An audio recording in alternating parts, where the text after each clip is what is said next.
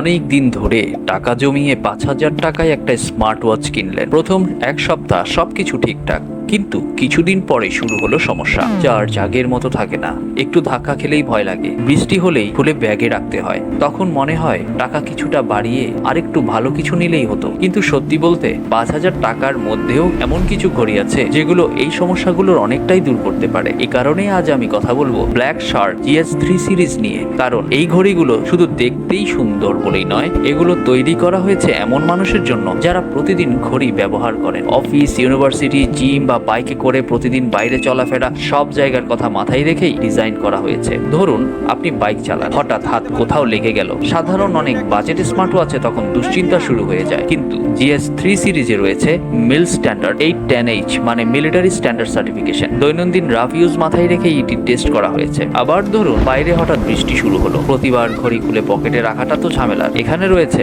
5 ATM water resistance, তাই বৃষ্টি, হাত ধোয়া কিংবা সাধারণ সুইমিং এর মতো ব্যবহারে অনেক বেশি নিশ্চিন্ত থাকা যায়। আর একটা বিষয়, দিনে কয়েকবার চার্জ দেওয়া সত্যি বিরক্তিকর। এ কারণেই GS3 সিরিজে রয়েছে 1.43 ইঞ্চির অ্যামোলেড ডিসপ্লে এবং প্রায় 18 থেকে 21 দিনের ব্যাটারি লাইফ, মানে চার্জার খোঁজার চেয়ে ঘড়িটা ব্যবহারেই বেশি সময় দিতে পারবেন। এখন প্রশ্ন, GS3 নাকি GS3 স্পোর্ট? আপনি যদি শুধু ফিটনেস ট্র্যাক, ব্লুটুথ কলিং আর ভালো ব্যাটারি ব্যাকআপ চান, তাহলে GS3 স্পোর্টই যথেষ্ট। কিন্তু যদি বিল্ট ইন GPS, ফ্ল্যাশ লাইটের মতো অতিরিক্ত সুবিধাগুলো আপনার প্রয়োজন হয়, তাহলে কিছু টাকা বেশি খরচ করে GS3 নেওয়াটাই বেশি যুক্তিযুক্ত। সবশেষে একটা কথাই বলবো, স্মার্ট ওয়াচ কেনার সময় শুধু ডিজাইন দেখে সিদ্ধান্ত নেবেন না, কোনটা আপনার দৈনন্দিন জীবনে সবচেয়ে বেশি কাজে আসবে সেটাই আগে ভাবুন। দুটো ঘড়ির বর্তমান দাম আর কেনার লিঙ্ক আমি ডেসক্রিপশনে দিয়ে রেখেছি, দেখে নিতে পারেন। ভিডিওটি যদি ভালো লাগে তাহলে একটা লাইক দিন, সাবস্ক্রাইব করুন আর কমেন্টে জানান আপনি GS3 নেবেন নাকি GS3 স্পোর্ট। ধন্যবাদ সবাইকে।